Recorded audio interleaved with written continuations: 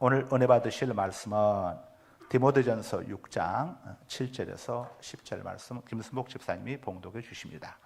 우리가 세상에 아무것도 가지고 온 것이 없음에 또한 아무것도 가지고 가지 못하리니 우리가 먹을 것과 입을 것이 있은즉 족한 줄로 알 것이니라. 부하려 하는 자들은 시험과 올무와 여러 가지 어리석고 해로운 욕심에 떨어지나니 곧 사람으로 파멸과 멸망에 빠지게 하는 것이라. 돈을 사랑함이 일만하게 뿌리가 되나니 이것을 탐내는 자들은 미혹을 받아 믿음에서 떠나 많은 근심으로써 자기를 찔렀도다. 아멘. 아멘. 자, 욕심 부리지 말고 사십시다. 오늘 세 번째 마지막 시간입니다. 욕심 부리지 않는 삶을 살기 위해서는 반드시 우리가 유념해야 할 일이 있습니다. 오늘 7절에 나와 있죠. 첫째는 인생은 공수래, 공수거임을 잊어서는 안 됩니다. 세상의 모든 재물은 우리 것이 없습니다. 전부 다 하나님의 소유입니다. 학개서 2장 8절입니다. 은도 내 것이요 금도 내 것이니라 만군의 여호와의 말이니라. 은도 내 것이요 금도 내 것이니라 만군의 여호와의 말씀이니라. 성경은 우리에게 알려주고 있습니다. 그래서 우리에게는 소유권이 없습니다. 사용권만 있을 뿐입니다. 우리 인생은 임대 인생입니다. 저는 임대를 살아봐서 잘 압니다. 주인이 부르면 방 빼하면 빼줘야 합니다. 하나님이 이제 그만 방 빼 말씀하시면 우리는 이 땅 떠나가야 하는 겁니다. 주인 되신 하나님께서 허락해 주신 임대기한이 차게 되면 모두 다 왕이든 거린이든 부자든 가난한 자든 다 내려놓고 우리는 떠나가야 합니다. 시편 90편 10절입니다.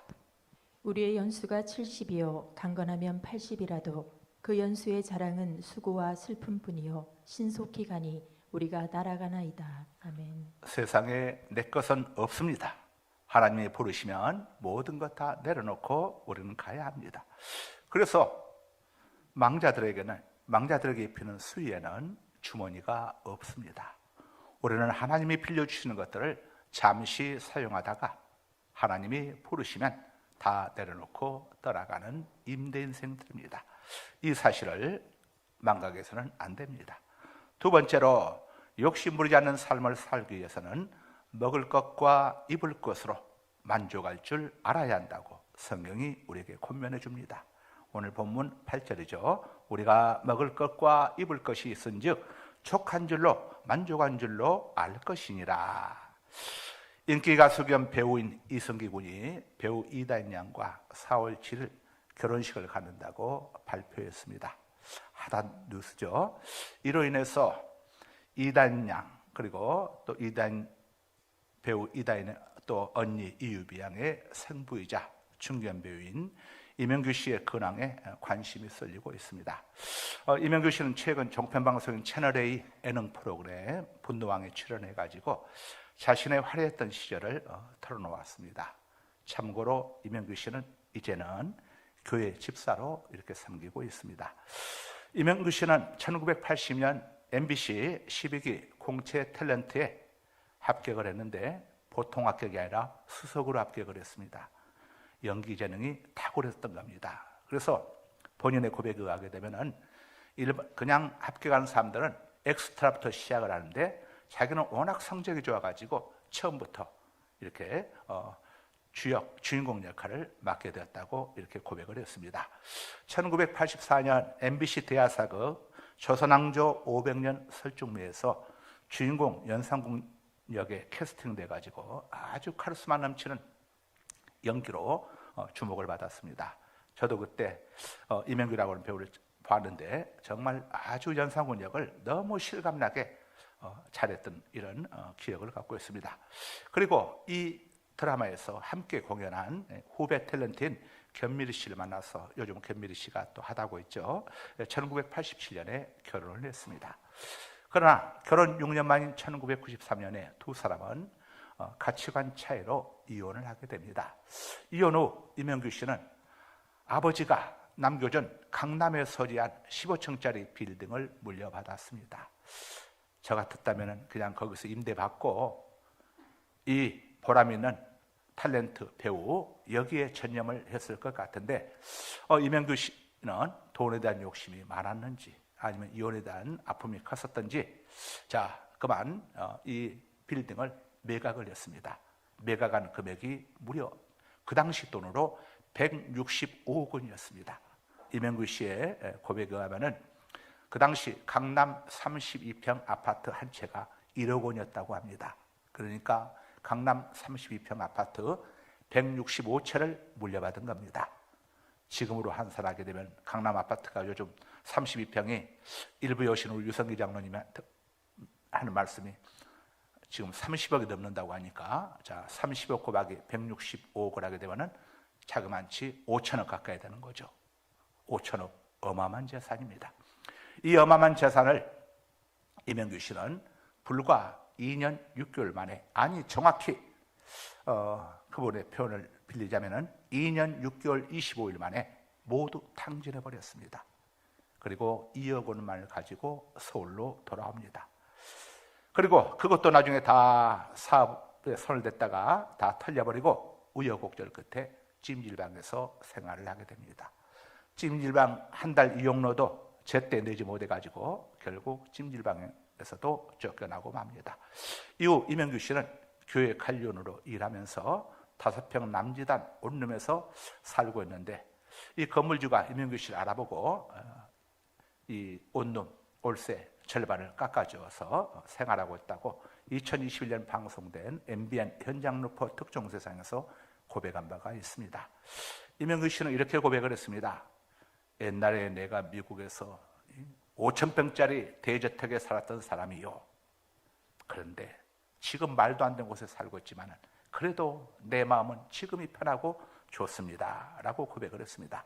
5,000평 대저택에서 살다가 찜질방을 전전하고 이제는 5평 남지단 원룸에서 살고 있지만 지금이 더 행복하다고 고백한 이명규 씨의 고백을 들으면서 인간의 행복은 재물에 달려있지 않다는 것을 실감하게 됩니다.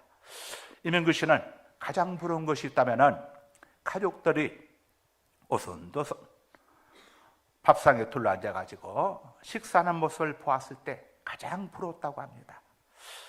이명규 씨는 자신의 2가지 소망도 밝혔습니다. 하나는 연기자로 재기해서 두 딸과 함께 공연하는 것이 꿈이라고 했습니다.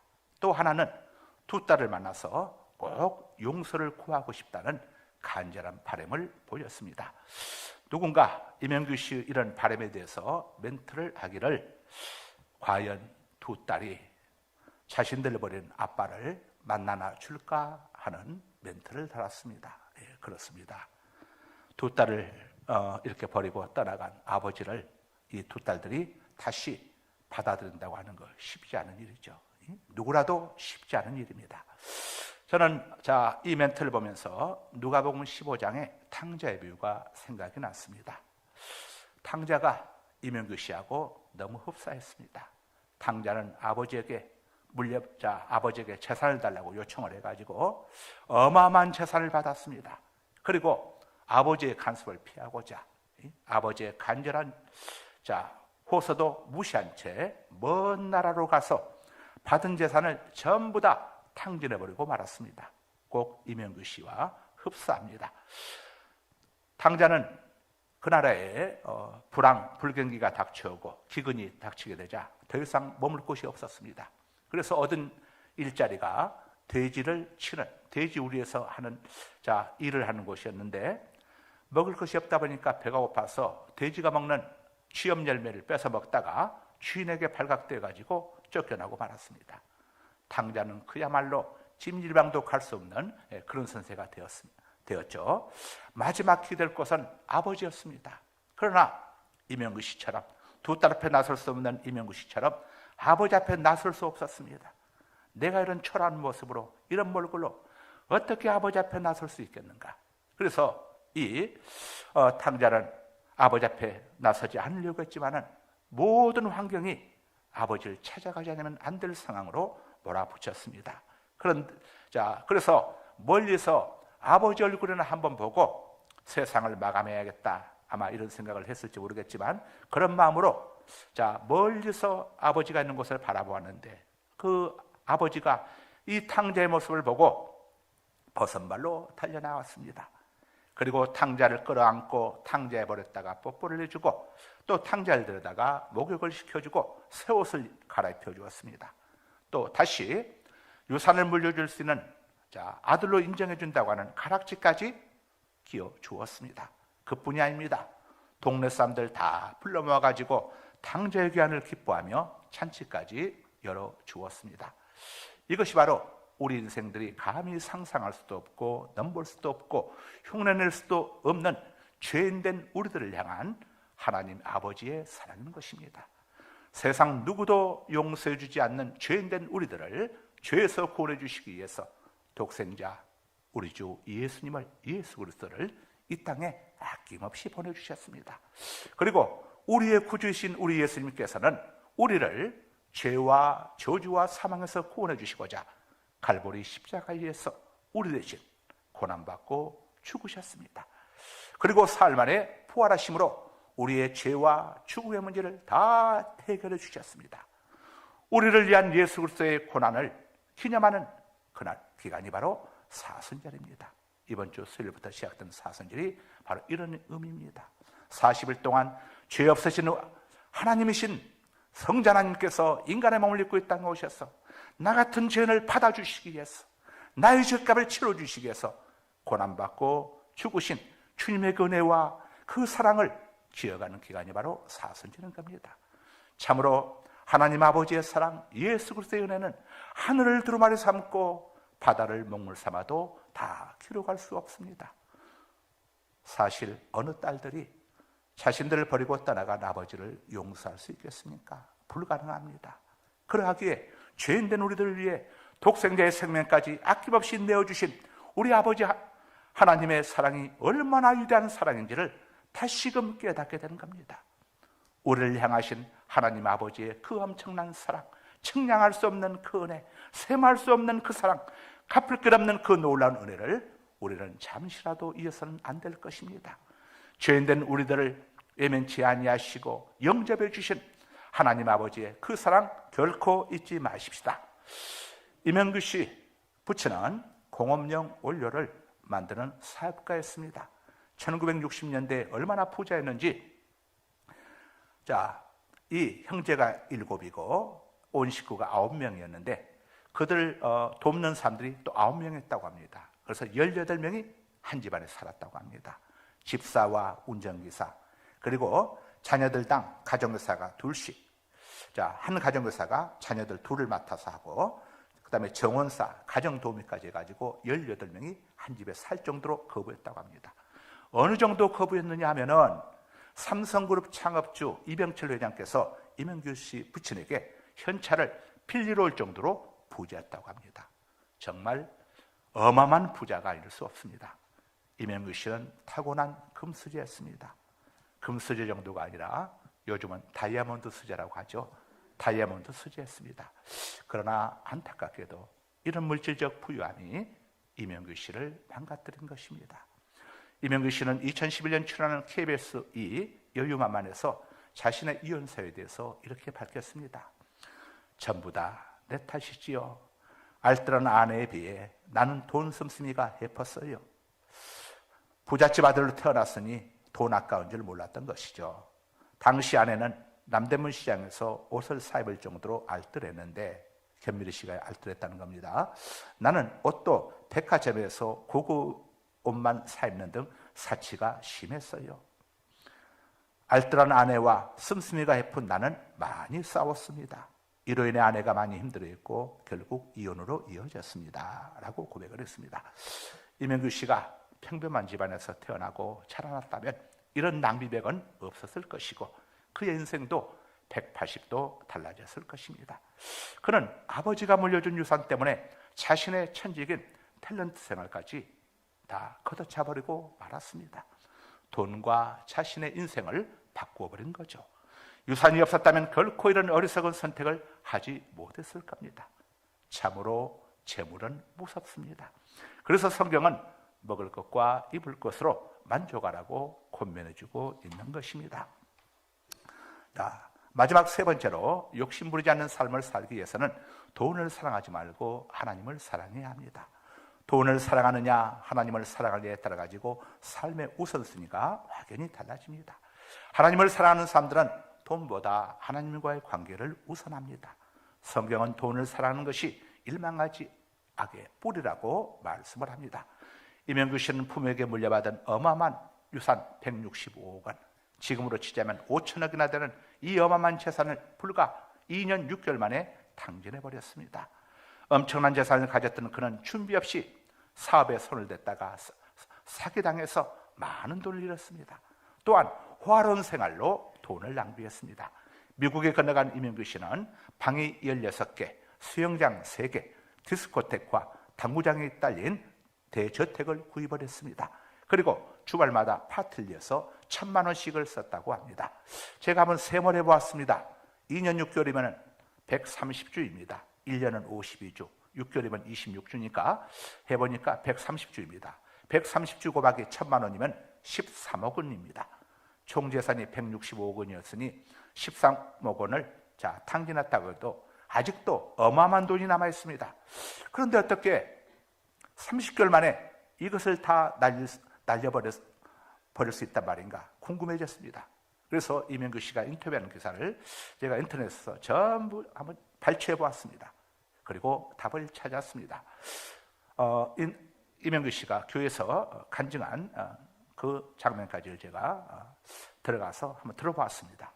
부모로부터 165억 원, 오늘날 5천억을 받고 미국으로 이주한 이명규 씨는 LA에서 지내던 어느 날 잭팟을 터뜨리는 꿈, 로또에 당첨되는 꿈을 꾸게 됩니다. 여러분, 이런 꿈 꾼다고 절대 로또 사지 마십시오. 그때 그의 수중에는 여전히 130억 원이나 되는 엄청난 돈이 남아있었다고 합니다. 그런데 이명규 씨는 그 꿈을 꾸고 나서 돈 욕심 때문에 라스베가스 카지노를 찾아갔습니다. 그리고 첫날 꿈처럼 3억 원을 벌었습니다. 이것이 바로 사탕 발린 무서운 독이었습니다. 아예 첫날 3억 원을 잃어버렸으면 그날로 발길을 끊었을 텐데 3억 원을 딴 것이 바로 독이었습니다. 돈 욕심이 발동한 겁니다. 그리고 2년 6개월 만에 카지노에서 어마어마한 금액을 탕진해버렸습니다. 모든 것을 정리하고 나니까 통장에 5억이 남았습니다. 그런데 이명규 씨는 또다시 본전을 찾겠다고 카지노를 찾아갔습니다. 거기서 또다시 3억을 날려버렸습니다. 정말 온열 개패듯이 혼 좀 내드려야 할 사람이 아닐 수 없습니다. 그리고 1995년 7월 한국에 돌아왔는데 그때 그의 수중에는 2억 원이 남아 있었습니다. 그 당시 2억 원도 작은 돈은 아니죠. 97년에 IMF가 시작되면서 분당 30평 아파트 2억 원이면 살 수가 있었죠. 그런데 또다시 돈 욕심에 걸려가지고 여기저기서 비싼 고리사채를 끌어모아가지고 사업을 시작했습니다. 어떻게 되겠습니까? 쫄딱 망하고 말았습니다. 탤런트하던 사람이 어떻게 사업을 할 수 있습니까? 사업에 아주 프로 사업가들도 무너지는데 탤런트하고 한간 사람이 부잣집 아들로 태어난 사람이 사업해서 이게 돈 얻을 수 있겠습니까? 모친상을 당했는데 사채자들 때문에 조폭들이 와가지고 돈 빌려주는 사채업들하는 사람들이 거기가 조폭들 아닙니까? 그 빈소를 조폭들이 지키고 있어가지고 모친상도 지키지 못하고 도망을 쳤다고 합니다. 이렇게 고백을 했습니다. 어머니는 내게 모든 것을 주셨는데 나는 어머니의 빈소도 지키지 못한 불효자입니다 라며 말을 잊지 못했습니다. 이명규 씨의 부모님께서 이명규 씨의 이런 모습을 본다면 얼마나 후회스럽겠습니까? 사랑하는 아들의 행복을 위해서 그 어마어마한 천문학적인 재산을 모아두었는데 쓸 때 안 쓸 때 안 쓰고 모아두었는데 그 재산 때문에 아들의 인생을 망쳐서 아들의 가정이 깨어지게 되고 또한 그 어마어마한 유산 때문에 아들이 천직인 배우까지 포기하고 방탕하게 살다가 모든 걸 다 잃고 지금 이렇게 초라한 생활을 하고 있는 모습을 보게 된다면 부모의 마음이 어떠하겠습니까? 욕심 때문에 모든 것을 탕진한 이명규 씨는 전세에서 올세, 올세에서 여관, 여관에서 고시원, 고시원에서 찜질방으로 옮겨 다녀야 했습니다. 남몰래 찜질방에서 빨래를 하다가 세신사, 때를 닦아주는 사람을 세신사라고 하죠. 이게 걸려가지고 혼쭐이 나기도 했다고 합니다. 그런 방송에서 눈물 젖은 빨래를 해본 적이 있습니까? 이렇게 눈시울을 붉혔습니다. 돈 자체는 결코 나쁘지 않습니다. 돈은 많으면 많을수록 좋습니다. 문제는 돈을 어떻게 쓰느냐입니다. 만일 이명규 씨의 부모님이 일찍부터 어려서부터 나눔의 삶을 살았더라면 이명규 씨와 함께 다니면서 돈은 이렇게 쓰는 거란다 하고 나눠주는 이런 모습을 보였다고 한다면 이명규 씨의 인생도 달라지지 않았을까 하는 생각을 해보게 됐습니다. 제가 조사한 바에 의하게 되면 이명규 씨가 우리 아버지 어머니는 많은 어려운 삶을 도와줬다고 하는 그런 이야기가 어느 한 군데도 나오고 있지 않습니다. 열심히 모으기는 하셨지만 쓰는 데는 아마 인색하지 않았겠는가 하는 추정을 해보게 됩니다. 설사 부모님이 그렇게 못했다고 할지라도 이명규 씨 자신이 부모님의 유산을 의미 있는 곳에 썼더라면 지금쯤 이명규 씨는 존경받는 국민 배우가 되었을 것입니다. 요즘처럼 방송에서 이렇게 또 많은 딸이 부모 때문에 고통당하는 일도 없을 것이고 오히려 정말 국민 배우라고 할 수 있는 이렇게 또 멋진 사위를 또 맞이하게 또 맞이할 날 앞에 두고 얼마나 행복했겠습니까? 저 이명규 씨는 어마어마한 재산을 물려받았지만 어려운 사람들 위해서 사회에 많이 환원했던 그런 사람이다. 아마 국민 배우로 지금쯤 이대한 또 존경을 받을 수 아마 있고 두 딸 또한 얼마나 많은 사람들로부터 이렇게 존경과 사랑을 받을 수 있겠습니까? 할아버지 할머니가 걸어가는 길은 아버지 어머니에게 이어지고 아버지 어머니가 걸어가는 그 길은 자식에게까지 영향을 미친다는 것을 우리가 지금 함께 모두 보고 있지 않습니까? 돈 욕심 내려놓고 하나님께서 자신에게 주신 은사인 배우 겸 탤런트의 삶에 충실했다면 이명규 씨는 가정도 잃지 않았을 것이고 어여쁜 두 딸과 지금 행복한 삶을 누리고 있을 것입니다. 이승기라고 하는 멋진 사회를 맞이할 이 마음속에 얼마나 기쁘고 설레고 행복하겠습니까? 옛말에 개처럼 벌어서 정승처럼 쓰라고 했습니다. 이건 수단과 방법을 가르지 말고 벌라는 이야기가 아니고 개는 성실한 동물입니다. 부지런한 동물입니다. 개처럼 성실하고 부지런하고 책임감 있는 동물이 없습니다. 이렇게 돈을 성실하고 부지런하고 깨끗하게 모으되 정승처럼 값지게 정승이 카지노 가겠습니까?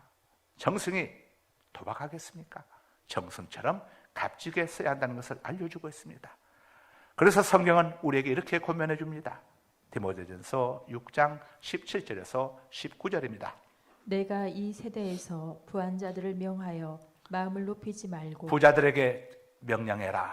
마음을 높이지 말고 교만하지 말고 정함이 없는 재물에 소망을 두지 말고 머물 수 없는 날개 달린 재물에 소망을 두지 말고 오직 우리에게 모든 것을 후히 주사 누리게 하시는 하나님께 두며 모든 것을 후하게 주시고 또 누리게도 하시는 하나님께 소망을 두며 선을 행하고 선을 행하고 하나님이 기뻐하시는 일을 행한 데 돈을 사용하고 선한 사업을 많이 선한 하고 사업을 하는 데에 물질을 사용하고 나누어 주기를 어린 좋아하며 이웃들에게 나눠주는 것을 좋아하고 너그러운 자가 되게 하나님 하며 앞에서 인색하지 않는 삶을 살도록 하라라고 전하도록 해라.